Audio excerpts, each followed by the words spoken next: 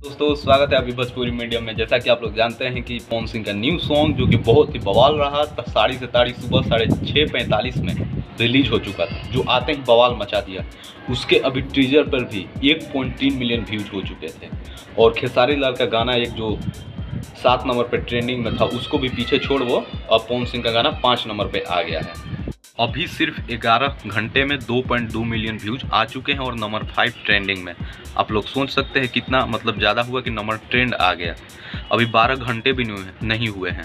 मुझे पूरा उम्मीद है कि लगभग 24 घंटा में 4 से 5 मिलियन तक जाएंगे और पूरा उम्मीद रहता है कि नंबर 1 ट्रेंड करेगा। तो आप लोग गाने को सुनते रहिए।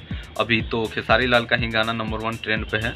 देखिए, न पवन न खेसारी दोनों है भाई, हम नहीं करेंगे लड़ाई। क्योंकि बिहार को जब तक विवाद से दूर नहीं जाएगा, क्योंकि दोनों बिहार के हैं, बिहार आगे नहीं बढ़ेगा।